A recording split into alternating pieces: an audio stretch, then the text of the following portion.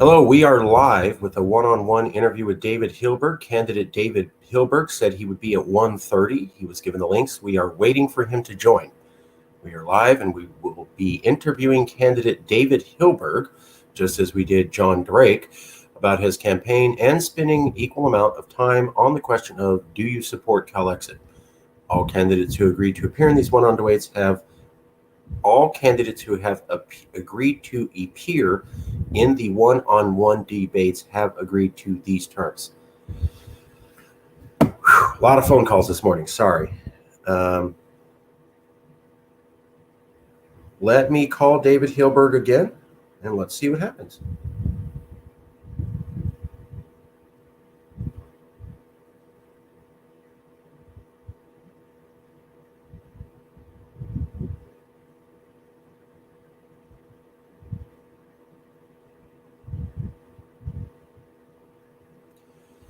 I'm attempting to call David HILLBERG now. We had talked earlier, and he said he would be here. So let's see if we can get him on the show.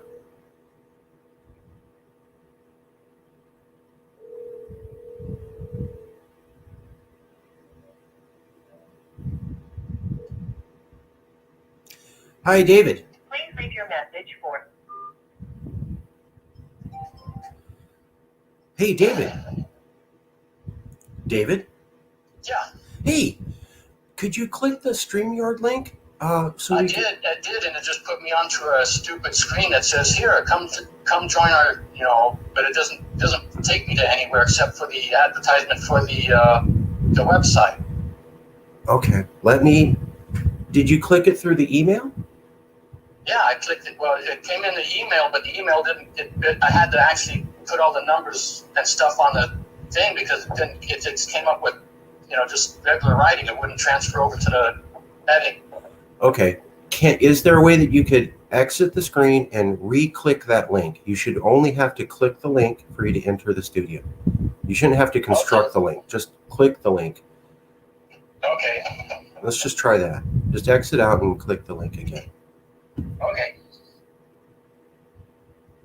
I'll stay on the phone with you. Working through some technical difficulties. We will be starting shortly.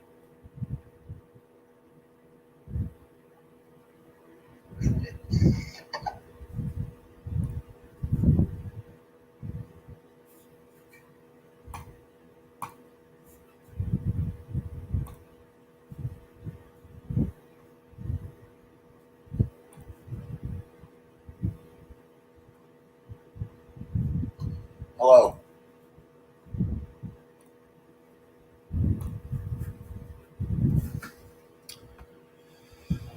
All right.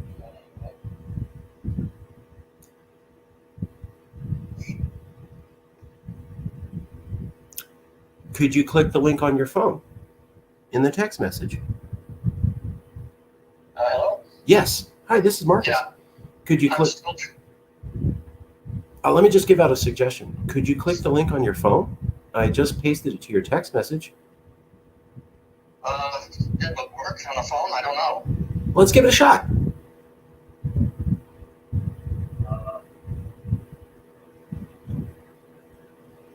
I don't even know how to work the damn phone, the text messages right now. So I'll have to disconnect from you. Okay. You have a text message and you also have an email. All you should have to do is click that link and it'll bring you into the studio.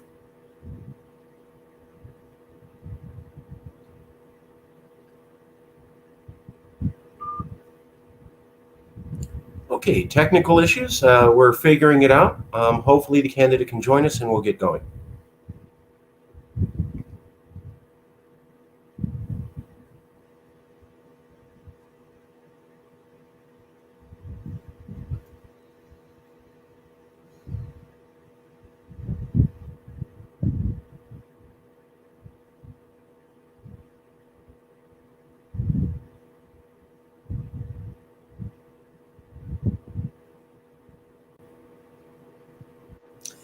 So the link.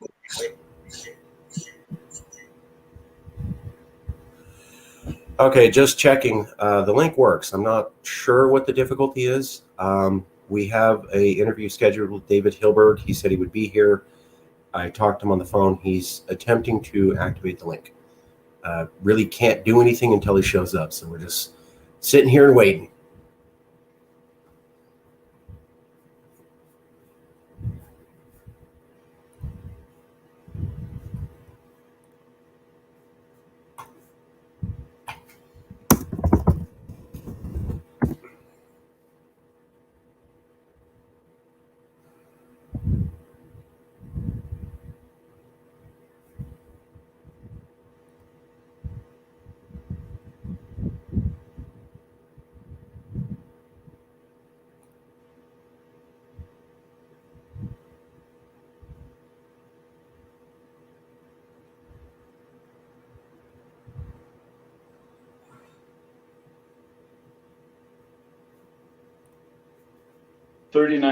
Hey! Hey, we're working. It's Perfect. working. All right. Okay, we are live. This is being broadcast. It is live. Are you okay with that? Sure. Okay. Well, everybody, it is a real treat. We have David HILLBERG here. He is a ballot qualified candidate. That means that people can vote for him in the upcoming election, I believe this Tuesday. And he's been running the entire time. He was one of the first candidates to get qualified. David, if you could introduce yourself to the audience for about 1 minute, roughly a package of how you like to be seen, and then we'll get into some questions about your campaign. Hi, my name's David HILLBERG. I'm an aircraft mechanic and actor. I've been in California all my life. I have an agenda, basically, which is the Constitution of California, which is to enforce law and support the Constitution of the United States and California.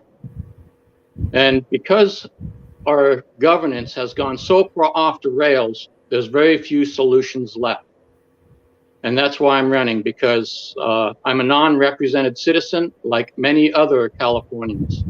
And this has to stop. We have to have representation from the top down, not just the elites and the especially high rich money makers of California or of even foreign countries that have infiltrated our politics. Interesting. We'll get into that. We have done an interview with John Drake. We are interviewing any candidate for Yes California that has participated in our debates. So if you are a candidate and you would like to be interviewed, simply contact me, marcus.ruiz.evans, and we will interview you about your campaign one-on-one. However, we are... Sorry for a second. Whoops. Okay, so that is not working. Okay. Anyways, we are interviewing all candidates one-on-one, and this is an opportunity for everybody. However, the deal was, and John Drake agreed to this, and HILLBERG and about, I think, 7 other candidates said, we will spend the first half hour talking about your campaign, whatever you want to talk about. But in return, we would like to have a dialogue about the topic of if California could or should be a nation. You do not have to agree. You can condemn the idea, say I'm totally against it, but we just want to have a discussion. Is that a fair term for you, sir? Half Sure. interview in politics, half interview on a conversation. You could totally oppose it. We just like having an intelligent conversation. Sure. Okay, well, let's get right into it. Let's get right in. I got to make it clear so nobody's like calling and going, I was tricked and I didn't know. It's like, no. That's why people like, Marcus, you're redundant. You spend too much time explaining the rules up front. And I go, and no one ever complains after the show's over. No one ever gets to say, I didn't know, you tricked me. And so, okay, let's go with this one. Give me 1 second.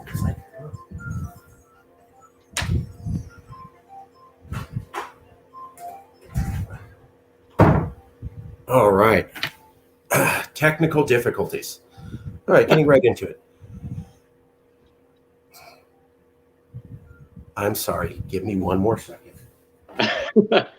1001. Your time's up. Run. Ladies and gentlemen of California, run and hide. It's politics. But I guess that's what everybody's been doing for the past 35 years, running away from politics and ignoring it. Yeah, 1 second. Sorry. My phone is blowing up. Whew, I apologize. It's nutty. So everyone's calling every 5 seconds. So sorry, apologize about that. Had to turn the thing off in order to get a few free minutes. So a lot of interest in these interviews. Really appreciative about it. We're going to get right to David HILLBERG and focus on that.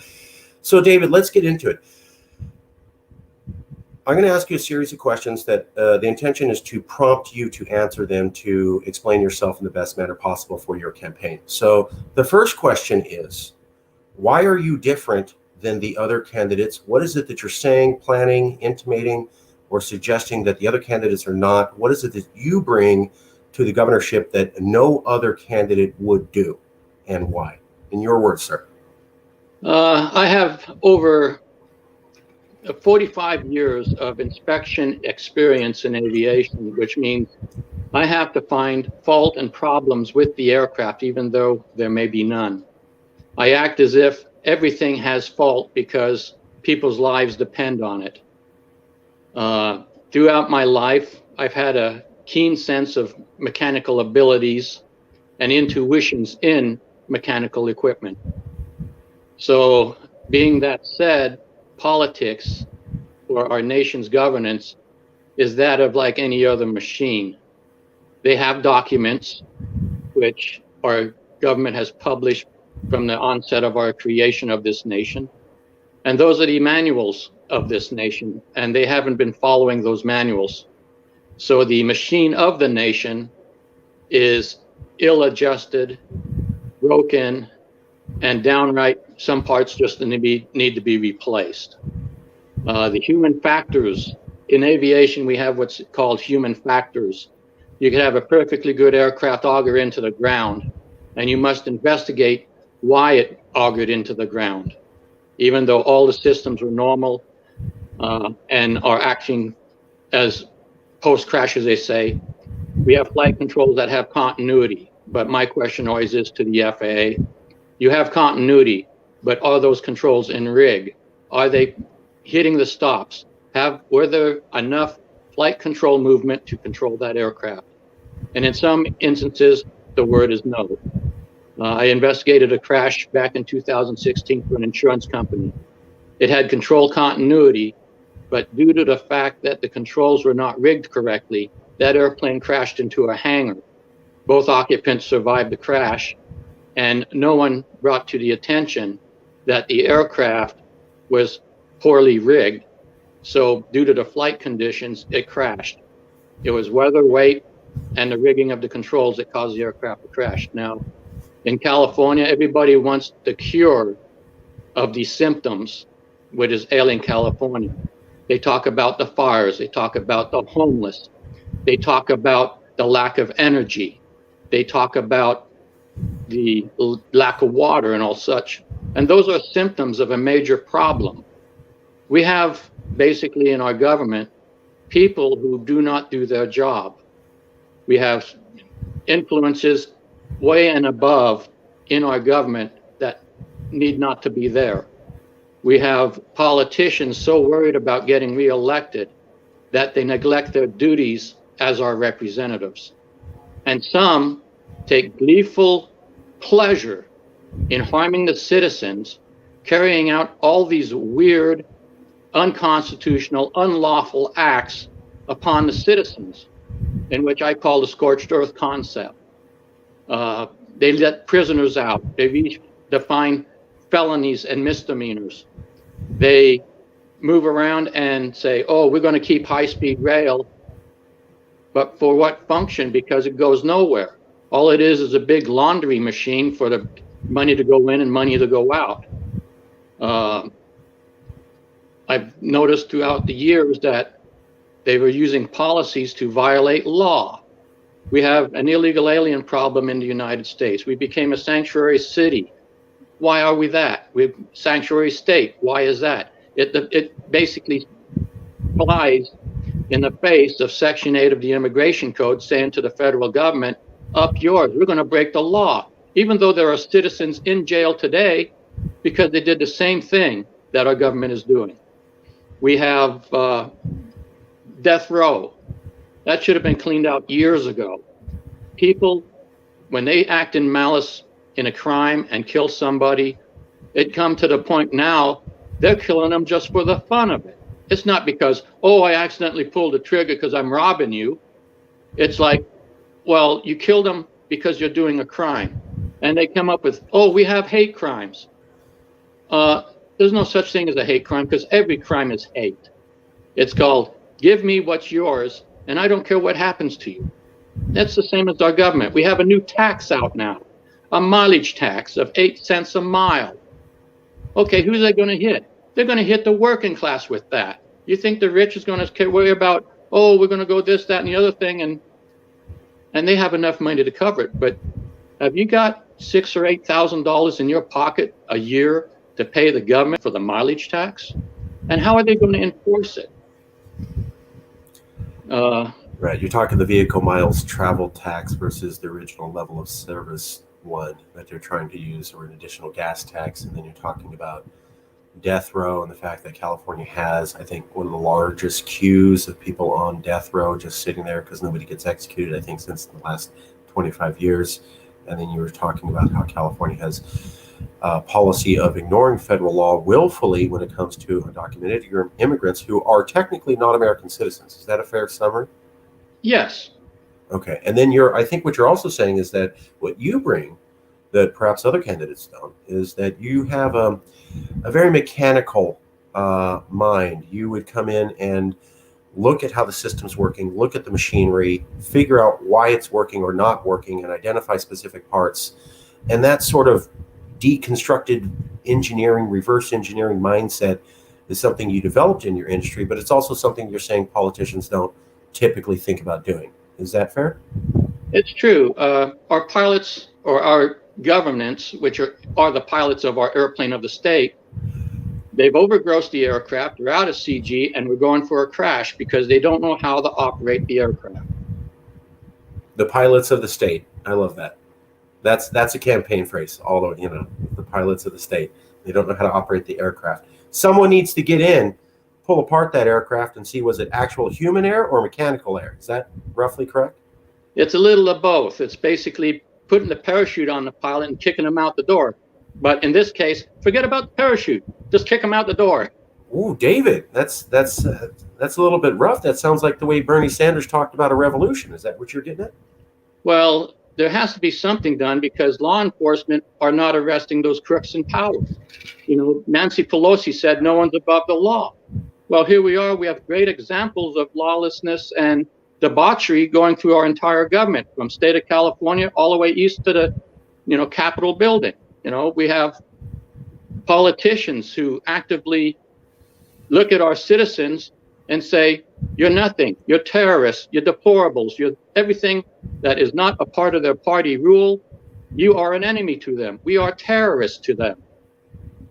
They want us to be jailed and such. So, okay, you have the right to speak whatever you wish within the chambers, but the actions of the politician are not covered under that. And when they violate law outside of chambers, which causes harm to the citizens, they should be put under arrest like any other citizen. Well, let's get into the tough questions. One of the things that I was able to do is I asked tough questions, and you answer however you want. And this, I think, illuminates how you're going to be different in what you would do as governor. So California is 65% Democrat. The voting base is technically more conservative than the average person in California, which means the laws that we see are not as actually liberal as the majority of the people here. We're at least talking about 2/3 of the population likes these laws, or at least bought into it. Let's say they were misled and misinformed, but you have 2/3 of the population at least buying into these, 2/3 of the voting base and 2/3 of the legislature supporting this. You're one man as governor. How do you turn the tide on all these policies when 2/3 of the voting and the population seem to support them? How do you convince them they're wrong? Well, basically, they ignore the law and the Constitution like every other politician. Now, I won't say the left or right are wrong or correct or incorrect, because both parties are involved of the entire system. And Trey Gowdy, he went into the system, he looked around, and there's so much collusion between the parties, it doesn't matter. A long time ago, the Republicans went to the state of California, some of the politicians were asking for support, and they go, "We're not supporting California because you lose the election there." From that time on, the Democrats dug in their heels, built up the sandbags, put up the bulwarks, built forts. So a normal citizen does not have representation here, and it's mission creep from day one. I watched the voting. It was gerrymandered, it was rigged, it was moved, it was biased toward the Democrats all these years. They went finally to the 2020 election where, from my observation, they violated election law. Whether the election was fair or not, whether who won or not, it was considered unlawful under the law of California, and they should have another election. But no one's even looking into that because no one cares. It's they had 55 electoral college votes, which I believe, because between the Republicans and Democrats, they want to keep what is known as the status quo going, where they have control and we don't. How many turnovers have we had in all the states of the United, all the states within the United States? Hardly any. We have basically, oh, here, we're going to give you California, but we're going to give it to the East Coast, vice versa. So they have these resemblance of control and power and stability to the other nations when there's no control and stability from the citizens. Fair enough, but the question is specifically here in California. 65% or 2/3 of the voters are Democrat. There's an even larger percentage of the population that's even more liberal than the average voter, and the legislature itself is liberal. How do you convince 2/3 of the voters and 2/3 of the legislature they got it wrong and they need to take a course reversal? Well, basically, some of them will never accept it, just like some hard right-wingers and hard left-wingers. They don't accept what is and isn't. They have their own perception. So how do you change a person's perception? You can only do it with fact, and some of them will never even look at fact. Basically, all I can say is, here's the Constitution of California. This is the law as it sits. These are the constitutions. When there's a conflict between law and Constitution, the Constitution wins out. So you walk into the legislature and say, ladies and gentlemen, I already know what you're going to do because you do not wish change. You do not wish to change of status quo. So those of you who violated law and wish to continue to do so, there's a military bus outside. It's called martial law. You just take these people out and say, here you go. We have a justice system for everyone. And everybody goes, well, that's drastic and draconian. Well, aren't we under a drastic and draconian leadership right now with all the lockdowns? They release the prisoners and then they lock up the citizenry and say, oh, it's because of a manufactured bug from China. And now they're wanting everybody to be shot with what I would call, a biological curative, which is manufactured by, artificial means, which is to cure a virus that was up of function by artificial means. I mean, I'm sorry. I don't want to get banned. So if we could steer clear of COVID-19. Okay. I'm not taking a stance. I'm just saying, you get the game. You say one thing, you're gone. So yeah, this is my anything else you want to cover, just not that. I'm sorry, brother. It's a little bit crazy out there, and we're trying to do what we can do to stay alive. So okay, nope, but basically, people will have to see the light one of these days, and history is a good purveyor of truth because the truth is always here. Anything that's a falsehood or lie or whatever, it'll be discovered in time. Okay. Well, let me ask you another question. The Democratic Party of California has told people to not run as a Democrat. And they actually said that live to CBS. They then also privately discouraged anyone from running, as we saw with candidate Patrick Kilpatrick. He received an email from a high-ranking person who was connected to Hillary Clinton and Obama and everybody, and he basically threatened him and said he would destroy his career if he ran as a Democrat. Additionally, we have Gavin Newsom misinforming the public to the point that the LA Times, New York Times, and Washington Post have called him out. non-California, mostly non-California newspapers saying, why are you telling people they can't vote on question 2? That's telling people to not vote on a question. People can vote on question 2. You can be against the recall, and you can still vote for a replacement. Why are you misinforming people as the governor? In fact, it got so bad that Secretary of State Shirley Weber, who oversees the elections, actually personally criticized Gavin Newsom for misinforming the voters. Is it okay for the Democratic Party to tell people to not run, threaten candidates, and misinform voters to the point that other publications in America say, oh my God, that's horrible that you're doing that? Not Fox News-based publications. New York Times is not a Fox News-based publication, and they slammed Newsom for doing this. So is that okay to behave that way in a democracy? Is something wrong with that? Your word, sir. It's very wrong. No matter what party you're with or what person you are, it is absolutely incorrect, wrong, and unconstitutional. It's not okay to tell people to not run in elections, intimidate candidates, and misinform the voting at a large scale? That is the worst sin a politician or government can do. Wow. No matter what party. Wow. Why do you think that's happening here in California? The status quo. They don't want it disturbed.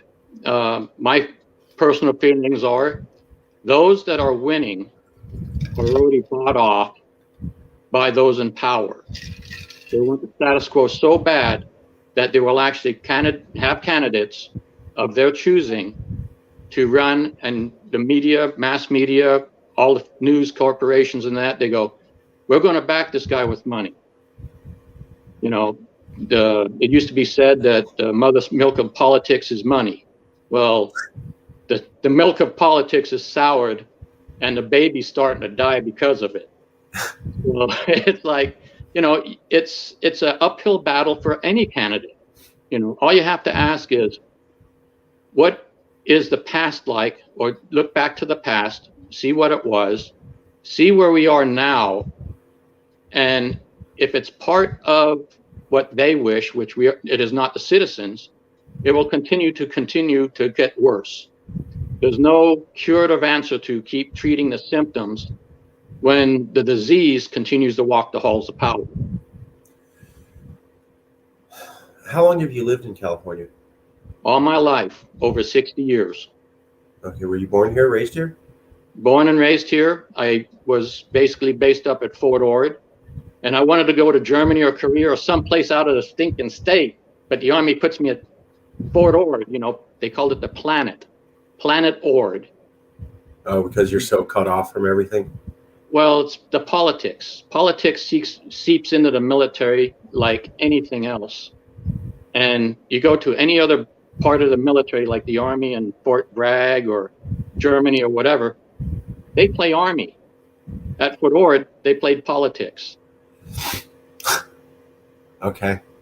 My father was in the Army, and before he went to Germany, in Badminton on the border with East Germany, as an artillery officer, he was at Fort Ord when they had that famous pandemic where people died and they had to quarantine them all. He lived through that. He said that was pretty terrifying. And he had a lot of stories about Fort Ord. Seems almost mystical, that place. Kind of the surroundings are beautiful. yeah, just a little bit different. Okay, well, let me zero in though. What are the top 2 issues that you would solve if you had complete power as governor? I think I've already heard the answer, but let's clarify. Top 2 issues Californians need to fix today, and if you had total power over physics and politics and you could just make it happen, what are those top 2 issues, and how would you just instantly make them better? Well, one is have the politicians that are not self-serving and those that actually have a heart and character to help the citizens. You know, basically go for the basic needs of everyone rather than the pandering that they've been going on. 2 is try and find out where all the money went, because they're getting financial contributions from a whole lot of different places. One of them is the teachers union, which I was talking to another candidate, and That would have to go the way of PATCO. Do the same thing that Reagan did with PATCO and just say, guess what? You're nullified, you are decertified, and you go and break them up into smaller unions so they can actually concentrate on serving their communities rather than serving the politicians. So you would get money out of politics by basically breaking up the unions and making them into smaller units. I'm with unions. The problem is they've went and overstepped their scope. They're supposed to represent the workers to the employers, not replace the workers as a conduit to the politicians. If they stayed out of politics, they could be as big as they want. But once they enter politics, the Supreme Court screwed it up a long time ago when they said unions and industry, the industry leaders or owners are a person under politics. Well, guess what, folks? They just opened the floodgates for gray market money, and it escalated from there. So, it's kind of sad, but how much money does it really take to get into office? It doesn't take that much. It just takes a lot of money to stay in office. Okay. Other ideas to get money out of politics that you would do as governor? Well, it's basically just auditing, figure out how much did the politician make while in service to the community. If it's way, way above the normal national average of a business owner and their salary, which the salary should be 10% of what they make, because, they should be serving the people, not serving themselves and enriching themselves off the back of the people. In the founding of this country, many of the Congresses and legislatures were part-time. And California, they went into a full-time mode of being a full-time legislature. And from then on, have they ever been to their citizenry and spoke and went back into business to figure out how the lives of their citizens are? No, they're in their ivory towers, just going on and on and on, saying, oh, look at this. This is my lifestyle. I made this much. I did this. I got this much power. Well, why do they have the power? It should be the citizens with the power. They should go into office, spend 2 to 6 years in office, and say, thank you very much. I had my time. It's time for the next person, because a lot of people that are in office, they already have their mindsets. They're not flexible. A new politician comes in there and goes, okay, let's see what's going on. Their office staff, I don't know how old this office staff is. Are they geriatrics running around, or are they young people, or are they career office staff? They should mix them up, because they know more what's going on in government than the politicians do. How would you enforce that? How would you get it to where we have people whose heart is in the right place when they're running for office? How do you do that? Well, basically, they should know the law and they should know the Constitution. If they don't know those two things, they shouldn't be running, because they have what they say mission creep of pandering, and they move away from the law. They move away from the Constitution because they're trying to stay in office. So but how do you enforce that as governor? You're governor, you got power. What are you going to do structurally to go, okay, new day, folks. We're having good heart people running and nobody else. How do you make that happen? Well, that's up for the citizens to figure out. If they know their politicians, and they should know them. They should know them inside and out. They should be a community leader that has a history of serving the community, upholding the law and Constitution. Not these activists or the people that donate money, the lobbyists. Right. And basically, what are they in there for? Are they there to make their bosses money, or are they there to benefit the citizens? Because it's all part of the government provides the infrastructure for people to thrive, not to hammer them down into little, their cubicles known as their isolation factors, their homes, their apartments and that, where they can't come out, Well, welcome to the new world. We're supposed to have a herd immunity, but we don't. So I wonder why. But it's basically my brother's wife. She's from China. She's awesome. She's from communist China, And her story is the people in the old times before the militaristic of because they have two parties there. One is the military party, one is the political party. And the military party reigns over everything, and that scares the crap out of them. But the towns and townships, they hire their mayors and governors and precincts and such. And when they do a good job and the area thrives, they get audited. And as the entire section thrives, they get to go up to the next higher level of government. And it goes through all the way up until you hit the Politburo of the Communist Party. And they also have a snitch line.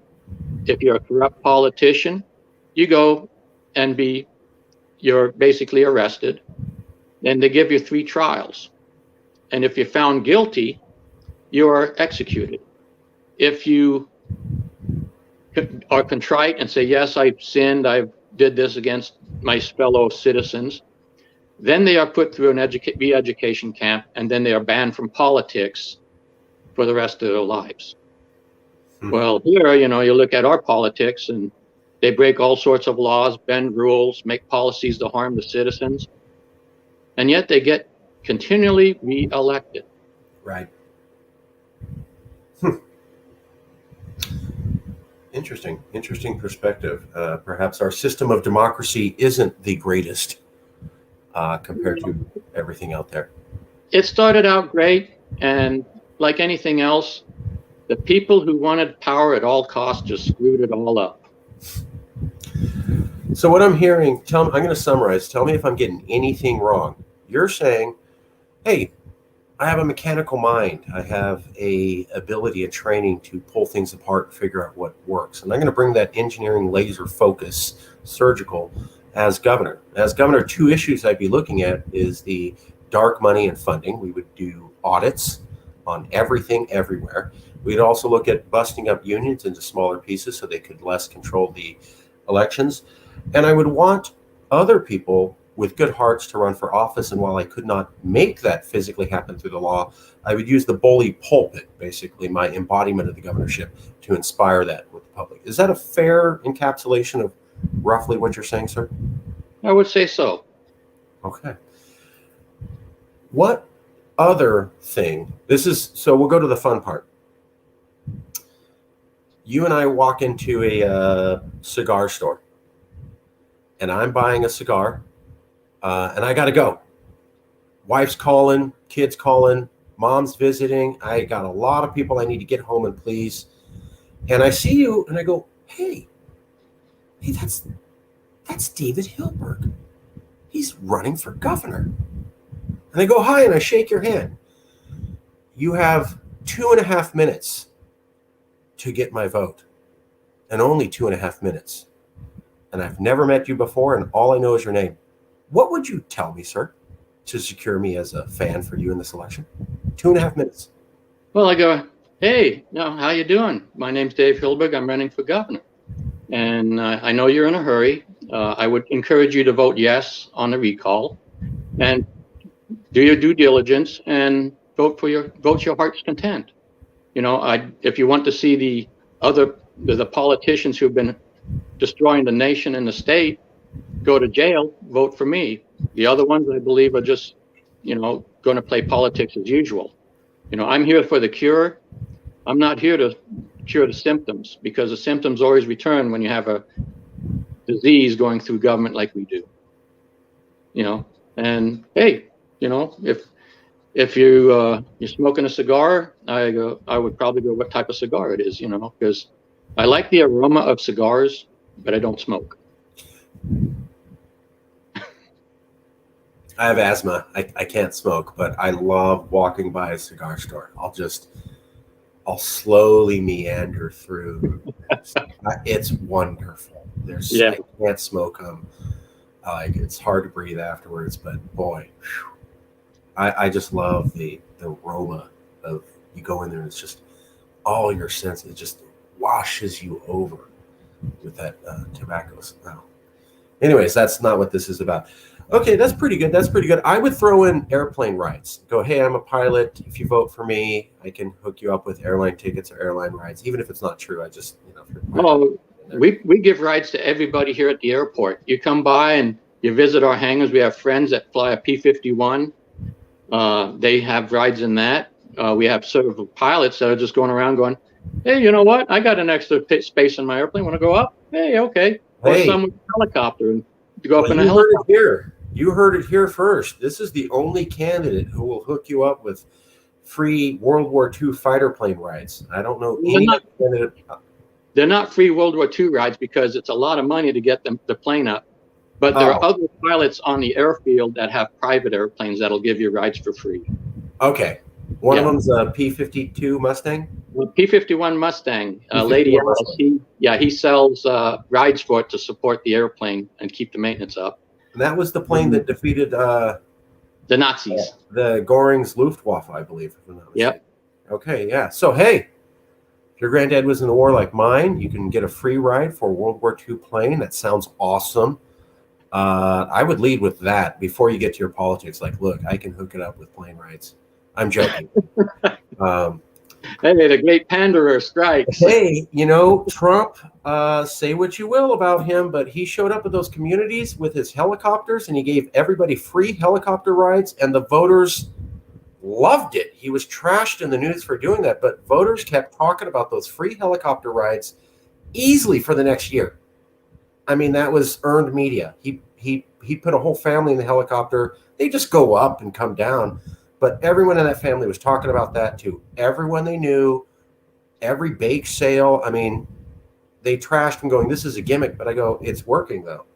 He's just impressed 5 people who are going to tell literally everybody they know about how great he is on this helicopter ride. I mean, it was good marketing. Yeah, well, he brought back some troops from troops with one of his airliners or his private jet. That's, yeah. No, I'm not going to do that because we'll get distracted. I'm going to keep it focused on this. I'm already distracted. Well, I wanted to ask you about Afghanistan, given that you're a veteran, but that's not something that as a governor is directly applicable, so I'm going to skip on that. So let's go to, what is something you want people to know about your campaign that you think they don't know? And then we'll start moving on to questions about Cal-Exit. But what is it they don't know about you that you think they need to know? What's the message you need to get clear out there that that the media isn't helping you with or has been somewhat confused? Well, I'm here for the citizen and myself because I haven't been represented in probably 35 years or more. And it's really sad when you put in a vote and it doesn't count, or when you go to and make calls or emails or letters to your politicians and it goes into the deep black hole of Calcutta somewhere. I've watched many different politicians go in and, oh, look what I got for your city. Look what I got for your community and everything.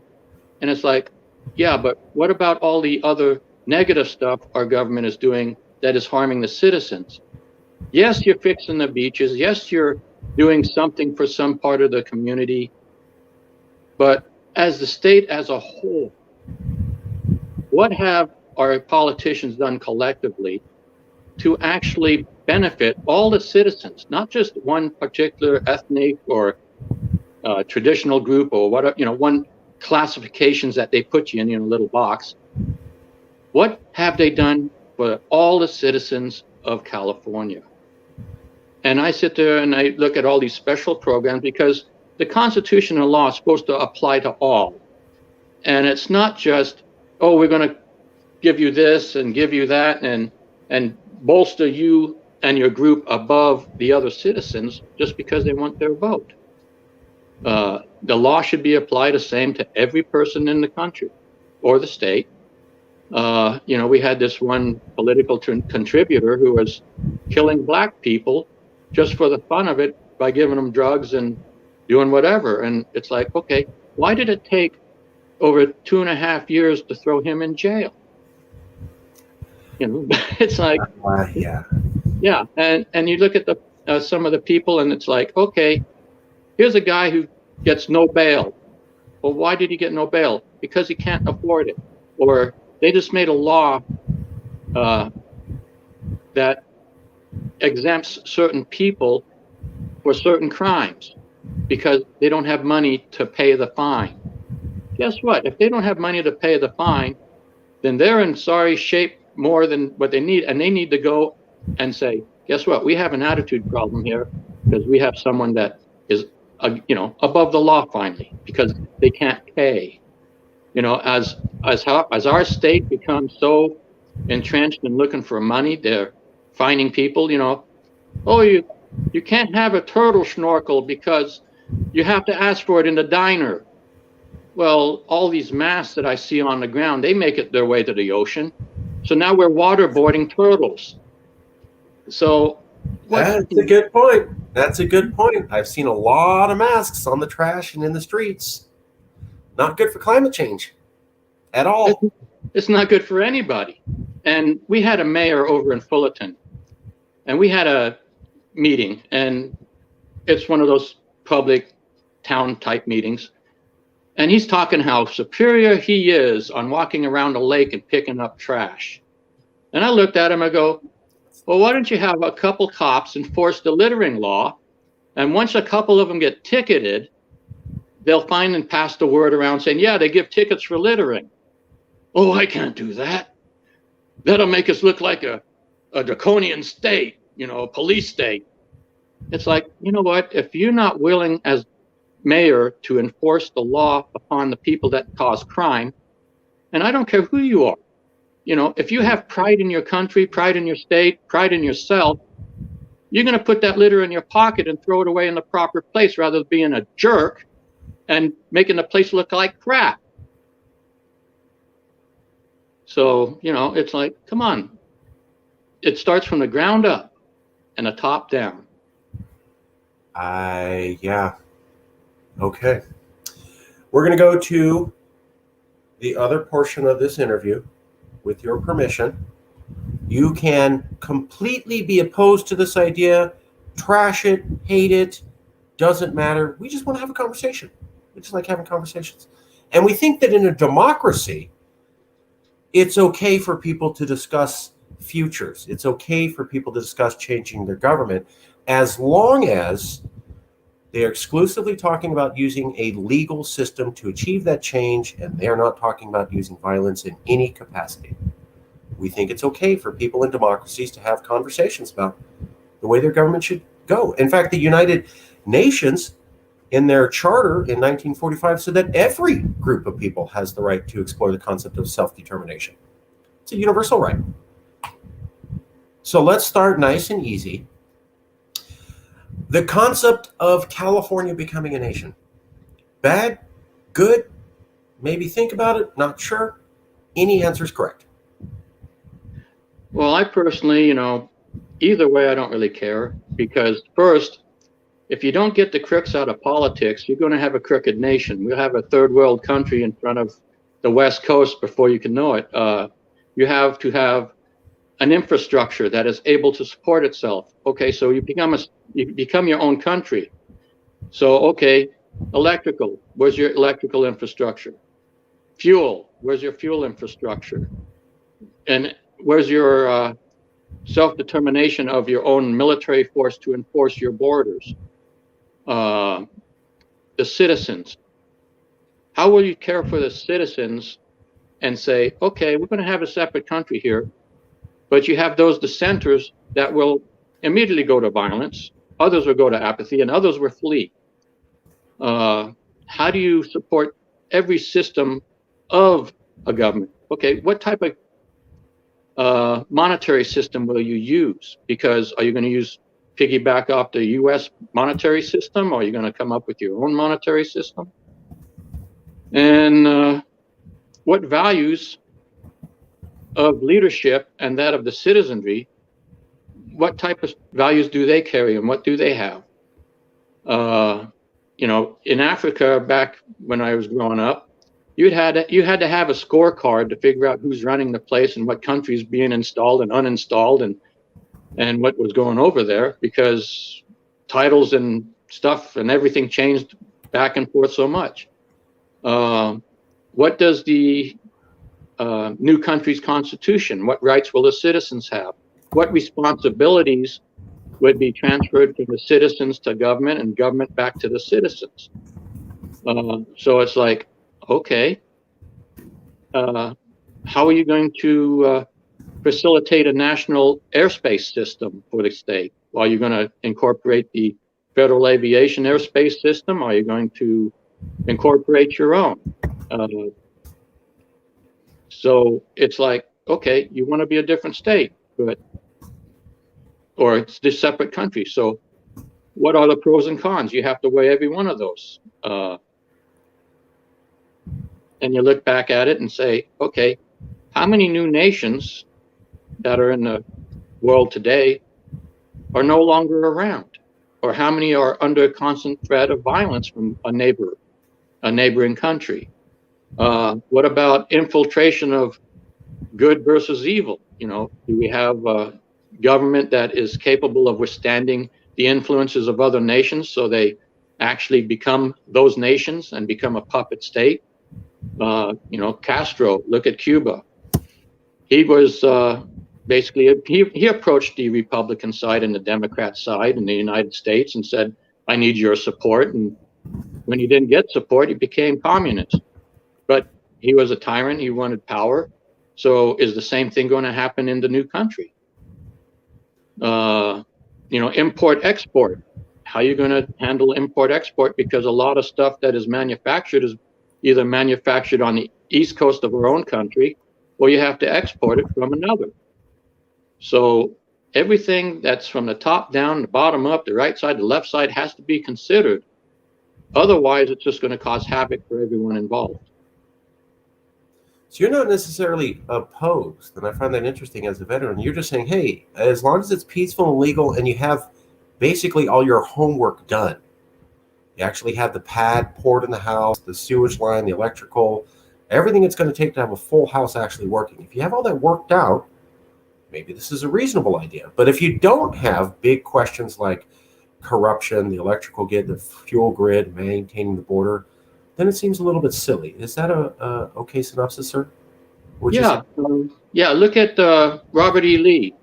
He's from Virginia, and they just took down a statue. An honorable general who fought valiantly for his state. You know, he wasn't a northerner or a southerner. He fought the war because his state was invaded, and now he's labeled as a criminal. I mean, every general that fought honorably from either side is part of history. And now they're taking them down. For what purpose? You know, the Taliban blows up their own monuments back in Afghanistan and wherever they go. And here we take them down and throw them in a warehouse and cut them up. So where's our history? If we look back at history, okay, what happened during the Civil War? What was the cause of it? You know, you had an agrarian South and an industrial North. And they went at it because the South goes, up yours, we're going to leave. And then the North goes, no, you ain't. And then they all, you know, beat the crap out of each other for what? You know, we've come to a nation where we started out with the greatest intentions of the world of making the greatest nation in the world. And we fought a civil war. And where are we heading? Interesting. So I've met other veterans who said, hey, if it's legal and peaceful, and obviously California is going to be an ally of America, it's not un-American to explore the idea of becoming independent, as long as you're using it legally and peacefully and there's votes involved. Is that fair, sir, in your opinion? What was involved? So it's okay to be a veteran, to have served America, and to think it's okay that California, as long as it's doing legally through the constitutionally described system, to go independent. It doesn't mean that you're a bad person or un-American or that you hate America. If you want to explore this option for California, as long as it was done peacefully and with the idea that California would be kind of like a Canada. Canada obviously has great relations with America. You know, Canadian boys and girls are fighting wars with American boys and girls. The intermarriage rate between Canadians and Americans is very high. There's a lot of trade going back and forth, a lot of travel, to total allied nations. But Canada's Canada, and they don't want to be America. and America doesn't want to be Canada either, right? So these are two countries that are fine being separate nations, but have really good relations. If we're talking about a future for California like that, and using the legal system, and we somehow figured out the corruption, fuel, electrical, monetary, and border system, this isn't that outlandish an idea. Is that fair? Well, every idea starts out as an idea. It's the prosecution of that idea. And you look back at history. Does it serve the good of the people? Yes or no? And that's what it should be. I personally don't care either way. I tend to be more of, it's better off that California stays with the United States, because the whole structure of the United States has turned into a federalistic type structure rather than a state sovereignty structure. So we have to have sovereignty and, basically lawfulness in the country first. And you're looking at probably, if it does ever happen, maybe 7 or 8 generations from now. Fair enough, but what about Brexit? People said Brexit would never happen. They got that vote organized in 2 years, had the campaign and won. Then after it passed, everybody said, well, they're not really going to do it. And then they actually did it. And then after they did it, they go, well, they won't survive. And then they survived, and the British pound didn't collapse, and the whole thing took about 6 years. Well, in Britain, they're already a sovereign nation. Sure. And the reason for the so-called European Union was to compete with the United States on a monetary level in business. As for a cultural exchange, I don't think that ever happened. So, sure, but the linkages between the EU and England were complex. It affected literally every aspect of life. Some could argue that the linkages between England and the EU were theoretically equivalent between the state and the Constitution, and yet England unhinged themselves from all of it. Every expert in the world said there's so many rules and regulations, you'll never make it, and every single person was wrong. England pulled it off. England is still here. The pound is still intact, and they actually did it. So if they're able to do that peacefully and legally and umbilical themselves from a larger body and not collapse themselves and do it in 6 years, and this is the most recent peaceful legal secession movement we've seen in a century, isn't that not a fair working model for California, theoretically? well, the thing is, they had a symbiotic relationship that got abusive. So I don't know what the symbiotic relationship between the United States and California is. So you have to weigh the symbiotics to see, okay, if we get rid of this, will it cause a fatal failure of the secession? Good point. What if there was a study? So in 2009, the Scottish government, and Scotland is almost an independent country. So in 2009, another example, besides England, Scotland had something called the Coleman Commission in 2009, where the Scottish people ordered their government to investigate the idea of Scotland becoming a nation and produce a report. The report was about 200 pages long. They interviewed professors, generals, school teachers, moms, prisoners, prison guard, everybody. And they put together this big report that said, yeah, we can do it, but we're going to lose this, this, and that. Although we could fix it, but it'll cost this much. And so it really gave them a clear estimate of, you can do this, folks, but you're going to lose your foot. Are you okay with losing your foot? Yes, you can survive without a foot, but let's not act like you're not going to be hobbling around. Now, the Scots looked and they go, I'm okay with hobbling because we think we can grow a new foot or two.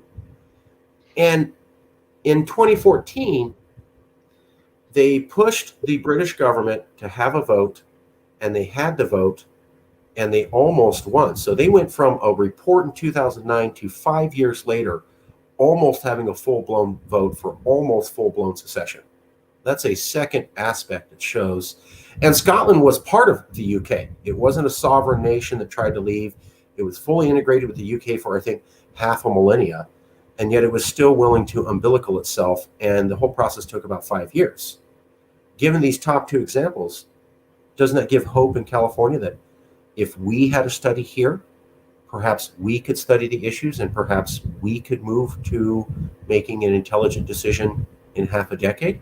Is that theoretically possible, given that Scotland and England did the same thing in this last decade? Theoretically, yes. Okay. Okay. Realistically, I have no idea. Well, hey, that's why we have the conversation. I always joke with the colleagues in Yes California, and like, I don't like that you said this, and I don't agree with your idea. And I go, great, come on and let's talk about it. And they go, well, one of us is wrong. And I go, you're right. Real quick, let me get the book on how to secede legally and with 100% success rate, and turn to page 63, where it says what. There is no book. There is no manual. Nobody knows. We're all guessing.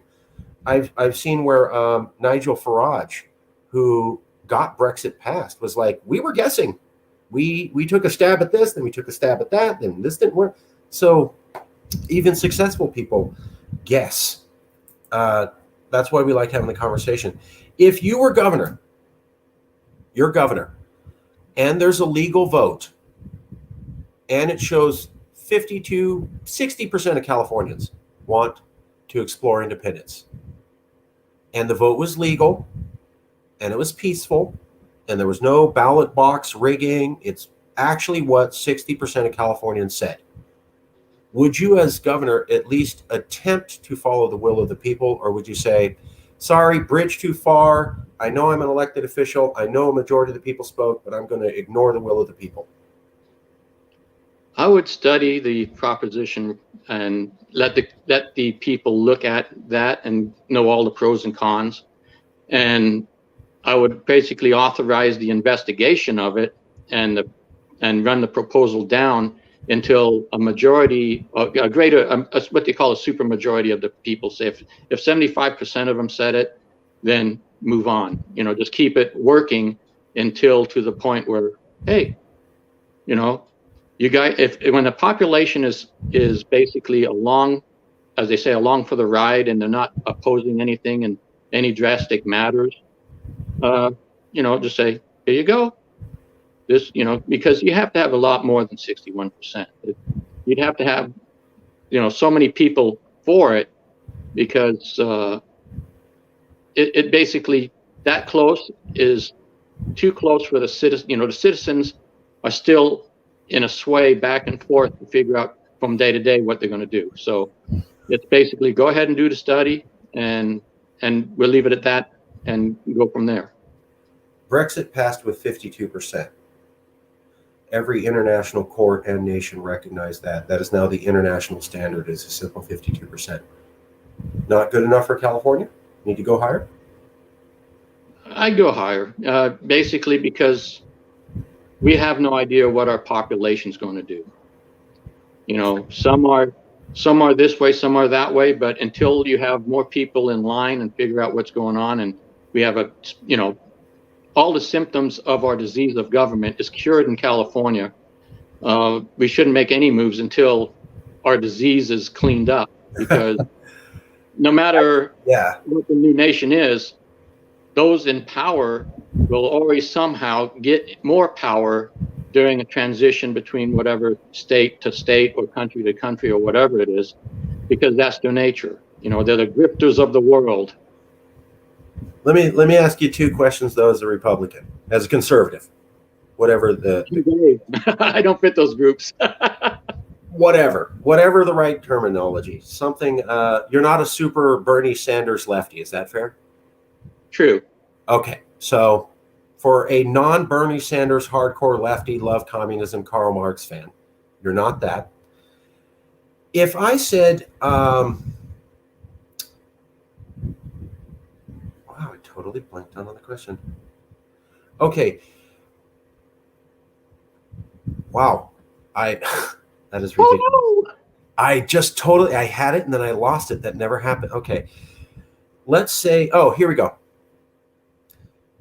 We talked to John Drake, and John Drake said, he was against the idea. He didn't support it. But of course, if there's a legal vote, people have the right to vote. And of course, if he's governor and, majority want this, he would, of course, follow the will of the voters. But he was dead set against it. But then I asked him, do you think we could get the votes? If we had 35 states say, we're okay with you leaving, that's a majority. You get 40 states, you're looking at the amendment process. I mean, that's basically enshrined in the Constitution to let you go. And I go, do you think we could get those states to let us go? Now, again, the guy was dead set against the idea. But when I asked him that, he says, oh, yeah, they hate us. They hate us. The Midwest, the South, the interior, they hate us. Of course, you got 35, 40 states who'd let you go in a heartbeat because they don't like you guys and the votes are there. Do you agree with that statement? Is California so hated that we could get at least over half of the states to let us go? Or are states in the deep South and the Midwest, although they trash talk us all the time, secretly in love with us and would weep uncontrollably if we left? Which one's more accurate, sir? I would say follow the money. There are people that are benefiting because of the misery of California. So whether they let us go or not, the citizens, they made a joke of California ever since I can remember. So it's like, okay, no hearts, no harm, no foul, bye-bye. But if you follow the money out of California and the gross money we put into the country versus the money we return, that is returned, until that is basically equal zeroed out, I don't think the politicians will let us leave. Even though the citizens want to. That's what Drake said. He goes, yes, the conservatives of America would let you go in a heartbeat. Go away. Fine. But would the political leaders be honest with their base and tell them, you know what, actually, we're dependent on California's money, and if you get rid of them, we're going to lose a lot of money. So like Mitch McConnell's voters would definitely say, let's kick out California. But Mitch McConnell might privately, never in a public phone call, go, we can't do this. We're going to lose too much cash. It's never gonna happen. Is that roughly a summary of what you're saying? Probably, because everybody wants the power and money, and they could use the California politicians as, look over here on the left hand. Well, the right hand is stuff in their pockets with all the money that all the other city or states have been putting into the government. So, it's basically the greatest magician's trick in the world. Interesting. Yeah, because the Republican Party has said that California receives more money than it gives. That's a total lie, but they've been saying that for decades. And they still said it. In fact, 2 years ago, the Republicans went to Washington, D.C. and had a televised event where all the political leaders were up there saying, California is a net loss. We should cut it. Now, while they said that publicly, they might be thinking something totally different privately. Can a political party leadership, but this is the question for you. Republicans have been saying California doesn't know how to manage money. We waste money. We're a welfare queen. They give money on us. So California's going up for a vote. And I'm Mitch McConnell. And I'm saying, yeah, look, guys, I know we said these liberals don't know how to manage money and they're horrible at money and they're a welfare queen. Turns out I completely lied to you guys, and we need them financially, and they're doing better than us as a Republican. And we can't let them go because we lose the money. In that final vote, Mitch McConnell would have to be honest. Can the Republican Party leadership survive telling the truth to their base that they've been lying to them for 3 decades? Well, both parties have been lying to us. Right, So but can the base, Mitch McConnell comes on TV and says, I'm telling you, I lied for 3 decades. We had it so totally wrong. Turns out California is good at money and we need their cash. 180-degree opposite the message of every conservative Fox News, Newsweek, for the Breitbart for the last 3 decades. Could the Republican Party survive being honest, which they would have to do to keep California in and go against the will of the people kicking us out? Well, so far they haven't been honest with me.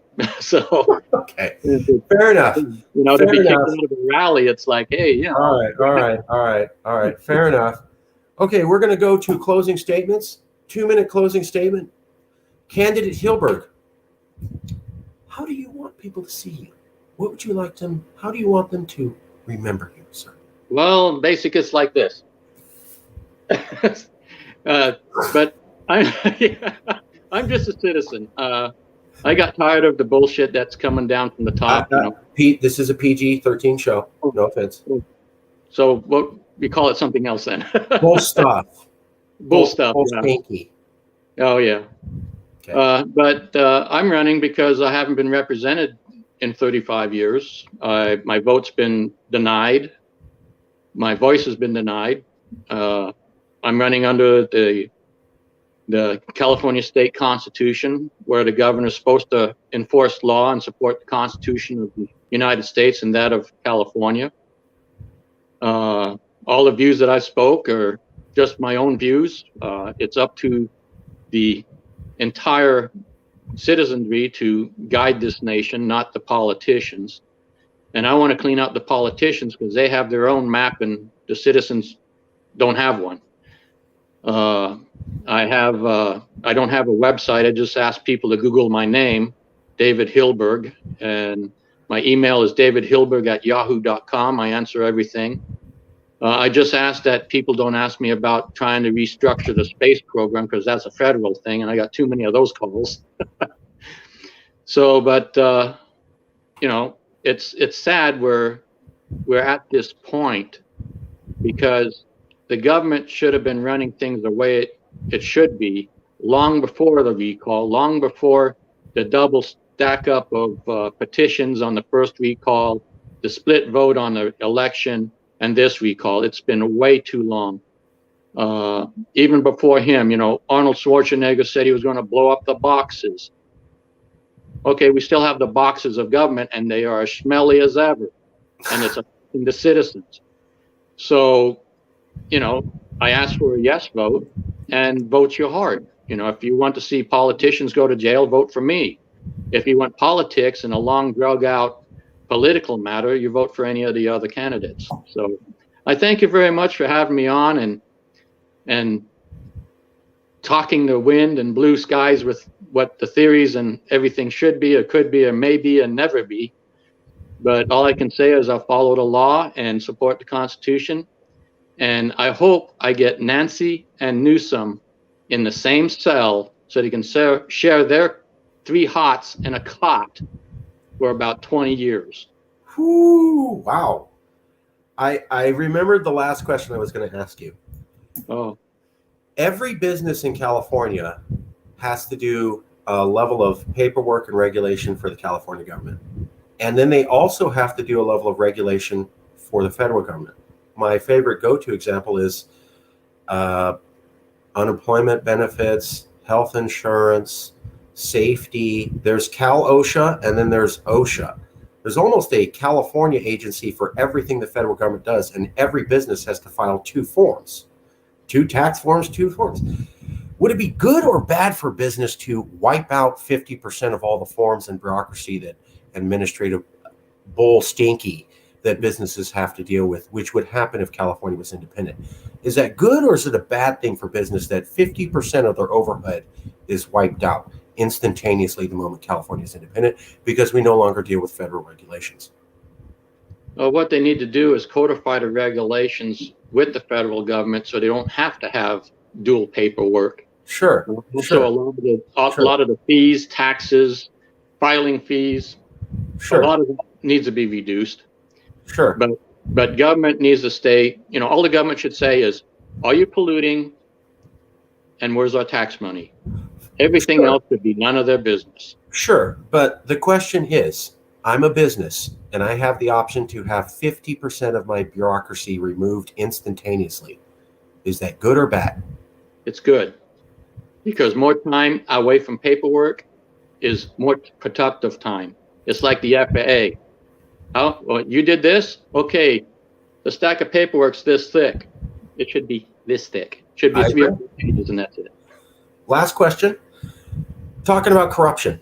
Now, when I worked in Sacramento, not in the political sphere, but right across from the Capitol, they would always go, well, we can't. Well, why can't you? Because there's the federal regulations and state regulations, and it's so hard to get this done, and they always had someone to blame. And then I would ask people, how many of you have been to Washington, D.C.? I've talked to at least 10,000 people, asked them this. Most Californians have been to D.C. once in their life. How many times have you been to D.C., sir? I haven't been to D.C., but a friend of mine whose brother worked in D.C. under Reagan had the job of eliminating 1/3 of government, he never succeeded. I mean, there's so much bloat Sure. in the population of government that it's insane. And Yeah, what needs yeah. to be here is basically, we're having a hiring freeze. And by the way, those who retire and the, basically attrition rate will have to come down to a certain level. So every person in government will have to carry their own weight. When I was with the sheriff's department, I did 80% of the work while the other people were on pre-arrival, pre-break, break, post-break, pre-lunch, lunch, post-lunch, pre-break, lunch. So they were doing an 8-hour shift. They would probably do 4 hours of work. How many times have you been to the Sacramento Capitol? Twice. Would it be easier to hold a government account that you can visit anytime and say you visited twice, or would it be easier to hold a government to account that's on the other side of the continent and you've never been able to visit in your entire life? Which one is going to allow you better accountancy? The government where all the decisions are right here and you can easily get to it, or where you got to go across the continent and most Californians have never done it in their entire life? Well, if that's an example of all of my so-called emails and writings and calling to either government, they're both the black hole of Calcutta. I never got a reply for anything. Well, okay, so you can visit Sacramento, done it twice, never visited DC, but it's just as difficult to hold both governments to account. True. Okay, well, there it is. Thank you very much. Really appreciate it. I'll send you a link. David HILLBERG, did we get your email correctly? It's just my name in lowercase, no spaces. It's just davidhillberg@yahoo.com. Okay. Yep. Okay. You can check them out, find out more, and we'll be back in a few minutes with another candidate. Thank you, David. Have to go. Thank you. Appreciate it. Thank you, sir. All right. Thank you.